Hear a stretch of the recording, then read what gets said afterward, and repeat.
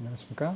건설업 전문세무사 노무사 주영재입니다. 오늘은 건설 경리분들을 위해서 과세면세 이 부분에 대해서 세금계산서 얼마 끊고 계산서를 얼마를 끊을 건지 이 부분에 대한 설명을 드리도록 하겠습니다. 우리가 도급계약서가 있으면 도급계약서에 시복공사를 한다고 봅니다. 그럼 시복공사에 있어서 우리가 주거 다가구 주택을 짓고 또 상가도 같이 짓는다라는 공사를 수주를 했다 칩니다.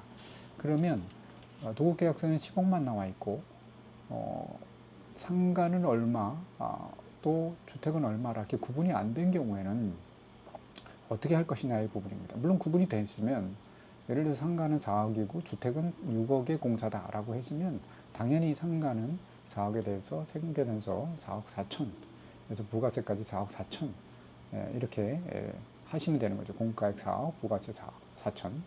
그러면 주택은 6억에 대해서 계산서를 발행하고, 근데 그렇지 않고 도급계약서에 10억만 표시되어 있고 각각의 상가는 얼마, 주택은 얼마짜리 공사다 이렇게 표현이 안 되어 있습니다.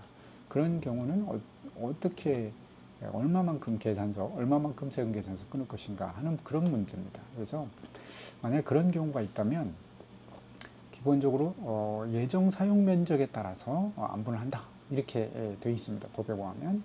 그럼 예정 사용 면적이 뭐냐라는 문제에 생각을 해보면 예정 사용 면적이 도대체 뭘까요?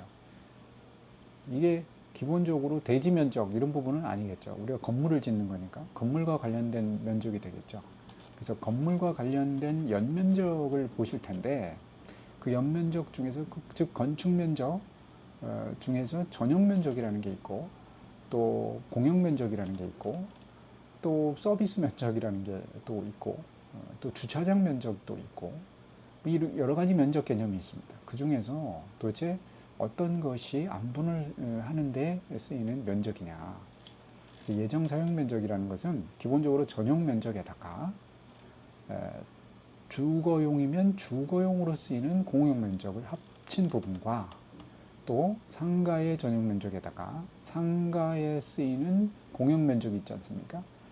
그 부분을 합친 그 두 가지의 각각의 합계의 금액, 그것이 안분 기준이 되는 것입니다. 예를 들어서 주거 전용 면적이 10이다.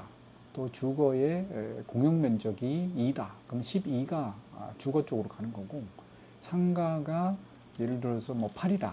상가에 쓰이는 공용 면적이 1이다. 그러면 9가 상가 쪽으로 가는 거죠. 그래서 12대 9의 비율로 해서 10억이라는 부분을 안분을 해서 15 곱하기 전체는 21이 되겠고 21분의 12가 주거 쪽이고 15 곱하기 21분의 이제 9가 상가 쪽이 되는 그런 거죠.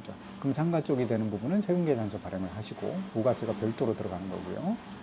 자, 그렇게 해서 그 상대방과 협의를 하시면 되겠습니다. 도급계약서에 막연히 전체 금액만 나와 있고 부가세 별도라는 표현만 나와 있을 때 어떻게 대처하시는지 말씀을 드렸습니다. 그럼 매입은 어떻게 될까요? 우리가 공사를 수주했는데 하도급을 줬습니다.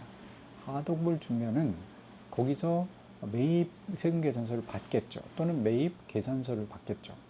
하도급 업체가 건설 면허가 있다고 하면 역시 우리가 그 건설 면허가 있는 하도급 업체가 우리한테 공급하는 부분은 그 하도급 업체가 우리가 면세 현장에 한해서는 즉 그 주택의 건설 국민주택 건설 이하의 그 건설 현장에 있어서는 면세 현장이니까 그 하도급 업체도 우리한테 계산서를 끊어야 되는 거죠.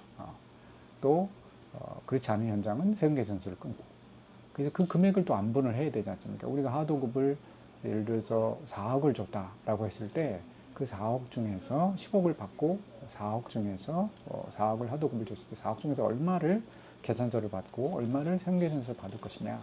역시 하도급 업체와 도급계약서를 보시면 되겠습니다. 그런데 역시 도급계약서가 명확하게 되어 있지 않다라고 하면 명확하게 구분이 되어 있지 않다라고 하면 역시 예정 사용 면적 비율로 해서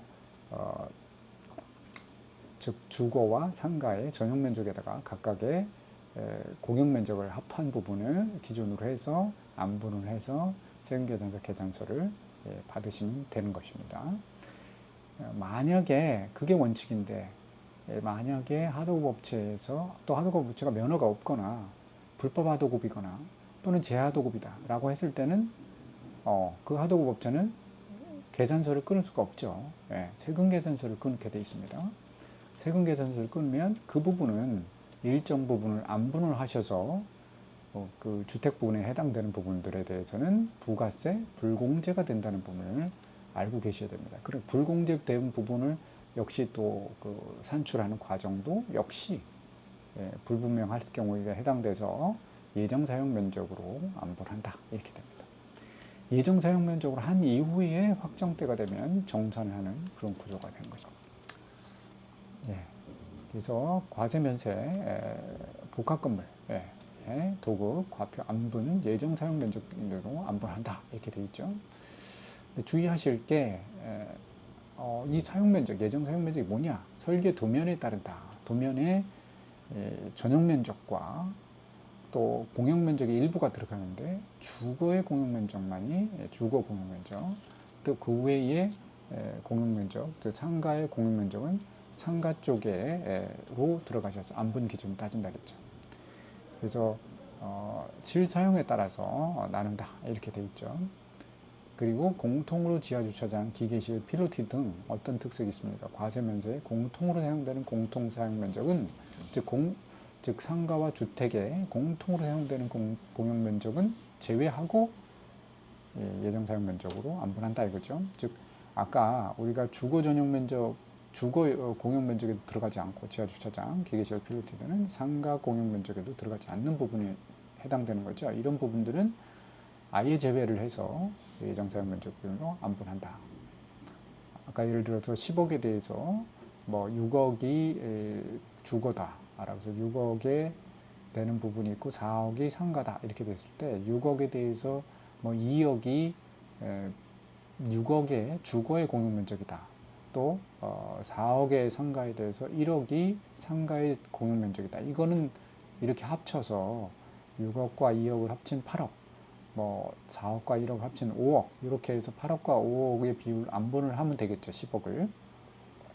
그래서 10억 곱하기 13분의 8, 또 10억 곱하기 13분의 5, 이 부분은 13분의 8은 면세고 13분의 5는 과세고 이렇게 한다 이런 얘기입니다. 그런데 지하 주차장, 기계실, 필로티라는 것들이 차지하는 게 전체 1이다라고 하면 그 1이라는 요소는 어디에도 안분하는 기준에 들어가지 않는다, 뺀다 이런 얘기입니다. 자, 오늘은 이 과세면세의 그 세금계산서 계산서 발행하시길 바라면서 건설 전문 재무사 노무사 주영준이었습니다. 오늘 강의를 마치도록 하겠습니다. 건강한 하루 되시길 바랍니다. 감사합니다.